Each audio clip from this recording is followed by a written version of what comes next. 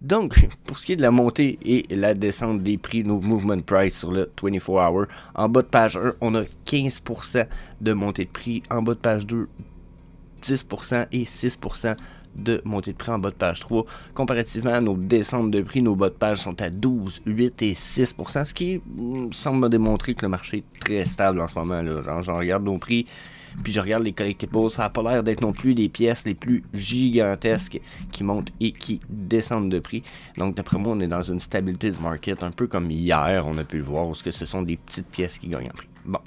Ensuite, quelle pièce qu'on a gagné, quelle pièce qui a perdu en prix, on va le voir peut-être les potentiels d'acheter des belles pièces. Donc là, ici, son all-time low était à 200 à 150, on est à 209 en ce moment. Il a perdu 29%, ce qui est un équivalent de 89 gems. Ça peut être une bonne nouvelle. Mais en même temps, bon, j'en ai parlé un peu sur le groupe Vivi Québec. Il y a certaines personnes comme moi qui pensent que le marché est encore dû pour tomber en bas de encore d'un bon 10% de façon globale pour presque toutes les pièces. Et ce, 10% sous le all-time low qu'ils ont déjà touché dans les dernières semaines. Donc, peut-être pas le all-time low, leur premier. Des fois, il y a certaines pièces qui valaient très peu. Mais pour les pièces 3D, là, moi aussi, j'ai l'impression qu'il nous reste une 10% de drop à faire sur les all-time low atteints très dernièrement. Donc là, qu'est-ce qu'on a comme pièce? Bon, Icaris. J'ai-tu encore un Icaris? Moi, j'ai l'impression que j'en ai plus de ça. Il doit être vendu, lui. Ouais, je pense que c'est ça. C'est pour ça qu'il est rouge, je crois. En tout cas, Dragon Girl. Ilzilla, Dragon Girl aussi. Ok. C'est sûr que c'est des belles pièces. Ok, 4800 éditions, 6898 éditions. C'est cool. Mais, tu sais, juste le Visible Labbit Neon Edition ici, il y en a 1088. C'est déjà pour moi un meilleur potentiel quasiment pour juste 10$ de plus. L'artiste c'est pas le même. C'est vrai, par exemple. Faut toujours évaluer vos artistes. Ça là-dessus, on va en reparler des recherches éventuellement. Je passe mon temps d'en faire, mais s'il y en a qui sont intéressés à avoir certaines recherches sur certains artistes, quoi que ce soit, on va pouvoir en jaser. Sinon, qu'est-ce qu'on a? Pour finir peut-être la comparaison, je pense que le Neon a plus de potentiel long terme à cause que ça, d'après moi, ça va toucher une jante féminine peut-être plus de façon moderne, tandis que ça, il y a un petit côté un peu semi-geisha, je vais dire, sans être trop incitatif, c'est que ça sonne un peu semi-dénudé. C'est pas toutes les femmes qui aiment ça voir des pitounes dénudées. Avoir un labbit semi-creepy mais cool, genre cute, ça peut toucher beaucoup plus de femmes. Mon opinion puis mon expérience, en tout cas, si vous avez une autre opinion, expérience, faites-moi le savoir dans les commentaires. C'est bien qu'on puisse partager les cultures puis tout ça. Ensuite, qu'est-ce qu'on a? Rewind Collective à 16 gems, c'est quand même ridicule. Il y en a 1978 de ça, c'est quand même ridicule. À 16 gems, là, j'avoue que je capote un peu à le voir. Là. Je m'attendais pas à ça. Je pense que dans le futur, ça va valoir plus que ça à cause de ce que ça représente. La Bicorn, c'est cool. Ici, là, c'est des VV. C'est des VV boards. Regardez, ils sont tous VV logo, genre VV named. Nommé VV. Ça, je trouve ça cool, mais bon, le potentiel est peut-être léger et moyen. Buzz Lightyear, ça reste un first appearance, mais tu sais, regardez, ils sont même pas tous vendus encore. Puis vous pouvez en acheter à 20 gemmes. Donc, yeah, d'après moi, ça, c'est un. First appearance, c'est cool si vous en voulez un, mais peut-être pas à acheter right now. Oh, on voit que Rewind Collective, il a changé de place. Excusez-moi, probablement que la page avait été updatée il y a juste une demi-heure, donc. Mysterio, c'est parce qu'il pourrait descendre encore un petit peu. Son all-time low est à 47. C'est mitigé, mais je vous avoue que je vois pas des pièces de ouf. Oh, ok, on a Spider-Man ici. Le hanging out. I'm sorry. Oh my god. Ça reste que ça fait partie du first edition set. C'est pas le common qui serait en théorie une first appearance, mais j'irais voir probablement qu'il y a des pièces dans ce set-là qui pourraient sûrement être très bonnes à ce moment. 119 là. 119 pour le common Spider-Man. Vous prenez, c'est quoi, c'est 125 x 3, ça vous fait 375 gems. Ça prenait 3 pièces. Vous prenez les plus low min que vous êtes capable pour ce montant-là, exemple. Puis vous attendez. Le profit de ça va être bon, là. Son all-time high est à 1003. Donc à 120, là, aussitôt qu'il y en a un qui monte à 600 ou 500, faut que vous en vendez un, puis vous gardez le reste, vous holdez le reste 3 à 5 ans. Jusqu'au prochain bull run. Flippez un au prochain bull run, vous gardez l'autre pour l'autre après. Ce qui fait quasiment 10 ans d'attente, vous allez me dire. Ouais, mais ça reste de valoir la peine. Ensuite, Deadpool, je pense un peu la même chose du Deadpool. Ça reste un first appearance. Il est fucking laid, là, faut l'avouer. Mais le common est fucking cool, il est fucking pas cher. Donc, ça là-dessus, je suis dubitatif. On a-tu d'autres choses? Bon, Torch Dragon à 22, c'est quand même cool. Bon prix. Lion United, ça reste le first appearance du Voltron. Encore une fois, à 13 gems, là, tabarnak. Let's Begin à 8.5 gems, ça c'est dans le ridicule. Il y a peut-être beaucoup d'éditions, par exemple. Ouais, c'est ça le problème de ça, c'est qu'il y a beaucoup d'éditions. C'est quand même très cool comme pièce. C'est le genre de pièce à avoir dans son wallet pour le plaisir de l'avoir, peut-être plus que pour l'investissement, mais c'est cool. Quand je dis c'est cool, là, quand je dis c'est un investissement et un flipping, j'en parle. Comme le Coca-Cola ici, là. Moi, je pense que son all-time low, c'est quoi, 60... Attends un petit peu. 47. Il avait descendu bas, mais même à 70, wow. J'en ai acheté un à 67, je pense. Donc, super deal, ça. Fait qu'on va aller voir les différences avec le all-time low. Des fois, on a des meilleurs deals là. Puis, yes, après, on va aller voir les news un peu. On va aller voir du Disney News après tout de suite. Fait que, accrochez-vous, restez là. Foutez pas le camp tout de suite. Qu'est-ce qu'on a? Little Friend Sliver, Little Friend, No Time to Die, Floating Toby. Ok. Pour l'instant, les meilleures pièces, c'est sûr que les Little Friend, il n'y en a pas beaucoup. Regardez ça rentre dans les grails, il y en a 1000. Ça ici. Il y en a combien? 1300. Un Todd à 1055, oh my god. Todd ici, c'est big deal. Dark Vader, Yule Common à 66, oh my god. Ça ici, big deal. Wally à 100 gems, ça reste un big deal, même si je pense que c'est un IP qui est oublié puis qui va perdre beaucoup.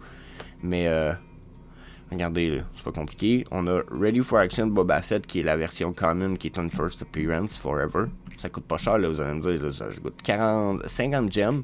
Vous avez 3 pièces. Attendez juste, c'est ça la technique. Vous achetez 3 pièces, vous en vendez une à 50 gems dans 6 mois, 1 an, 2 ans. Puis les deux autres, c'est juste du full profit, puis ça vous fait une belle collection. Ok? Même chose pour le Dark Vader Common site à 66. On parle de 70 gems x 3. Fait que c'est quoi? C'est 220 gems peut-être? 70, 140 plus 70, ça fait 210 gems. 210 gems. 3 Dark Vader. Ça allait me dire que c'est pas le animated ultra rare. Non, mais ça va être des first appearances de Dark Vader pareil. Même chose pour le Todd. Mais je miserais bien plus pour des Dark Vader en ce moment, puis même des Boba Fett ou Black Panther. Steamboat Willie. Donc, tu sais, je dis Steamboat Willie. À 43, non. Il y a des Dark Vader à 66. Fait que les deals sont là. Faut juste que vous soyez assez wise pour accumuler les pièces qui en valent la peine. Donc, yeah. Pensez à ça. Checkez ça. En ce moment, là, il y en a qui se demandaient pourquoi, exemple, que certaines personnes, pour répondre à une question que j'ai vue souvent, beaucoup de personnes dernièrement se sont demandé pourquoi que les gens achètent une DeLorean Time Machine à 80 pour la revendre 60. La raison est simple. Les gens, ils veulent participer, puis avoir un petit hype, puis avoir une espèce d'effet de « Ouh, je vais peut-être avoir un low mint ». Ils n'ont pas le low mint qu'ils voulaient, ils n'ont pas un numéro, ils n'ont pas un 3 chiffres, là. Ils sont dans les 1000 peut-être. Les autres, non. Ils veulent sous les 1000 en tant que mint number. Bon, mais qu'est-ce qu'ils vont faire? Ils vont le vendre à 60 gems. Pourquoi 60 gems? Ils ont des 63 gems, ils mettent 3 gems de plus, ils ont un Dark Vader. Lequel va le valoir le plus cher, le long term? Même short term. C'est compliqué, la question n'est pas dure à répondre. Là. Pour 60 gems, je prends un Dark Vader. Right away. So, yeah. Think about it. Pensez à ça. Les opportunités sont là. C'est juste de savoir lesquelles vous allez désirer prendre. C'est toujours ça. Donc, Yeah, that's it. C'est le temps d'aller faire du Disney stuff. Donc, n'oubliez pas, je ne fournis aucun conseil financier ou d'investissement dans ce vidéo. Merci, bonsoir. Oh my god, on vient de changer de place. J'ai l'impression que je suis dans le blanc total partout. Pour vous autres aussi, c'est la caméra, je dois avoir l'air d'être dans l'illumination divine. C'est sorti hier, ok? Disney Plus liste ses nouveaux trucs pour novembre. Puis, bon, moi je farfouille, je fais des petites recherches pour le plaisir de faire des recherches. Puis quand je suis tombé là-dessus, j'étais comme, ok, ils nous présentent, bon, les séries Willow, Limitless, qui va être une espèce de série avec le gars qui fait Thor, ok?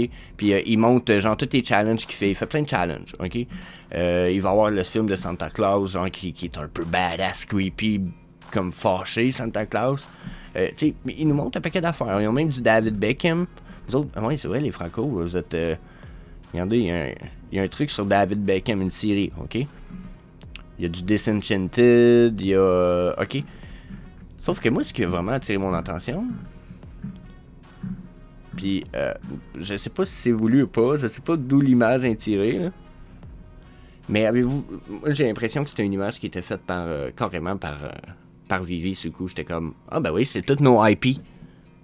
Sauf un. Hey, attends, non? David Yu, il a dit qu'on allait avoir cette IP-là. Il a aussi dit qu'on allait avoir du National Geographic très bientôt sur Vivi. Bon, ben regardez, là. Là, en ce moment, Disney+. Bon, on a du Disney sur Vivi, on a du Pixar, on a du Marvel, on a du Star Wars. Il nous manque du National Geographic. Bon, donc là, on pourrait-tu avoir du Willow? Pourrais-tu... Non, Willow, c'est pas National Geographic, mais Unlimited avec Chris Hemsworth, comme je vous disais, qui fait là, je cherche sa face, là. Je pourrais peut-être vous montrer sa face, que vous savez de qui je parle. Bon. Lui, ici. Okay. Je vous parle de Thor, là, ok? C'est quoi, on va-tu avoir un NFT de l'acteur? Comment ça marche? On va-tu... C'est-tu avec David Beckham? C'est quoi, on va-tu avoir un NFT de l'artiste? C'est quoi qui se passe, genre c'est sûr qu'on a du National Geographic, mais c'est quoi? I don't know. Je sais pas. Mais là, il y a quelques petits trucs ici, là. Tu sais, comme Mickey, l'histoire de Mickey Mouse. The fuck? Donc ça sonne très genre National Geographic, comprenez-vous? Je pense que j'avais même pas vu ça. Donc, regardez, il va falloir que je vous refasse une vidéo sur la suite, mais moi, ça me rouvre une petite lumière en ce moment. On se prépare-tu du National Geographic? I think so. Je pense que oui. Je pense que ça s'en vient. Nat Geo, juste là, la gang. So, yeah. Là, il faut aller parler un peu Konami. So, on va aller faire un petit survol de ça rapidement, la gang. Donc, nouvelle qui date déjà du 18 octobre là, au minimum. Là. Ok, regardez. On a Konami, pour faire une histoire courte, on a Konami qui va lancer très prochainement un service qui va permettre aux joueurs d'échanger des jetons non fongibles, des NFT, sur une plateforme de distribution basée sur la blockchain. Dans un communiqué de presse, la société japonaise de jeux a ainsi confirmé que 13 postes étaient à pourvoir au sein de son équipe. Donc là, ils vont créer une plateforme pour holder et transfert et ship et des NFT, etc. Donc là, sur le coup, quand je me suis mis à lire ça, j'étais comme, oh, on vient de perdre Konami. Dans la mesure où si Konami fait sa propre plateforme, ils vont arrêter de transmettre leur IP partout. Là, vous avez vu sur le thumbnail du vidéo, j'ai mis des Tortues Ninja. Pourquoi j'ai mis des Tortues Ninja? Ok. Parce que Konami ont fait souvent les jeux de Tortues Ninja. Par contre, je passais un peu pour un tricheur, je vous ai peut-être un peu tiré dans le pied ou menti un petit peu avec ce thumbnail-là. C'est pas Konami qui détient Tortues Ninja, c'est Paramount. Donc, Paramount est aussi une compagnie de jeux qui fait souvent des partenariats avec les Tortues Ninja, oh my god, avec Konami, pour plusieurs choses, mais Konami n'est pas propriétaire des Tortues Ninja de façon directe. Il est partenaire, copropriétaire peut-être pour certaines franchises, mais principalement, c'est ce qu'on a de Konami, c'est Bomberman, Metal Gear Solid, Pro Evolution Soccer. Pour ceux qui sont les old school, là, genre Nintendo, là, les vieux Nintendo, on a Adventure Island. Moi, j'ai trippé à fond de caisson à ça. Castlevania, Contra. Contra, c'était deux gars qui faisaient des qui tuaient du monde. Silent Hill, dernièrement. Frogger pour les old school. Yu-Gi-Oh! Donc ça, c'est eux autres, ça. Okay? Il y a International Superstar Soccer aussi, que j'ai pas souligné ici, mais qui est quand même connu un peu. Puis, là, justement, il y a des jeux, comme je disais, Metal Gear Solid, il y a plusieurs Bomberman qui avaient été faits, Contra série. Ils ont fait Dance Dance Revolution, donc c'est une compagnie qui n'a pas nécessairement accès direct à ces propriétés intellectuelles-là, mais je pense qu'il y a des accès limité ou temporel à certaines propriétés intellectuelles. Exemple, si on fait un jeu comme les Teenage Mutant Ninja Turtles en 1997, mettons, mais je pense qu'ils ont le droit de reprendre les mêmes modèles de 1997 parce que ces modèles-là leur appartiennent. Je pense qu'on en est là pour ce qui est des propriétés intellectuelles. Exemple, pour Mutant Teenage, en tout cas, les Tortues Ninja, mais ça appartient à Paramount, exemple. OK? On a, regardez, ils ont les Simpsons ici, ils ont fait des jeux de Simpsons sur arcade. Donc, c'est là où c'est plate un peu parce qu'ils n'ont pas toutes les plus grosses IP. Puis c'est justement parce que peut-être c'est pas la fin du monde qu'on perde Frogger, Contra, Castlevania, Bomberman. Bomberman, ça aurait été cool. Mais, tu sais, Pro Evolution Soccer, ça aurait été cool, j'imagine. Les cousins européens auraient aimé ça. Mais la plus grosse perte pourrait être Yu-Gi-Oh! Après... il y a comme pas de perte vraiment à faire là, dans la mesure où on perd rien là. Même les Tortues Ninja leur appartiennent pas, on a encore possibilité de les avoir. Puis j'ai envie de dire que il n'y a rien qui empêche éventuellement qu'ils sortent certaines propriétés intellectuelles. Par contre, je pense que ça peut prendre plusieurs 5 à 10 ans avant qu'on voit certaines propriétés intellectuelle sortir de Konami si jamais ils partent vraiment avec leur propre blockchain puis leur propre plateforme, un peu comme Vivi. Vivi, c'est une plateforme finalement. Mais si Konami fait la même chose, je pense pas qu'ils vont extrapoler leur truc. Donc il y a plus à dire, il y a plus à survoler, mais that's enough. C'est assez. Je vous garde ça pour des petits shorts, des petits épisodes. Comme je vous disais, il y en a qui aiment de plus en plus mes recherches. Je ne savais pas que ça serait apprécié tant que ça, puis je gardais souvent mes recherches pour moi. Maintenant, je vous les partage. Si jamais ça vous intéresse que je fasse des recherches pour vous, laissez-le moi savoir dans les commentaires. Ça a été quelque chose qui m'a été demandé dernièrement. Jess, peux-tu me faire une recherche là-dessus? J'ai pas toujours le temps, mais je commence à évaluer peut-être la possibilité de faire ça pour vous. Donc, yeah, that's it. Je vous dis peace. N'hésitez pas à faire le smash sur le bouton d'inscription de la chaîne plus bas. J'ai vraiment besoin que vous le fassiez. Puis de toute façon, je pense que c'est juste bénéfique pour vous. Désirez augmenter votre perspective, vos infos, puis la valeur de votre voûte le plus possible. J'upload littéralement des dizaines de vidéos là-dessus par semaine. Donc, bon, je dis ça, je dis rien. Mais à part de ça, je vous dis...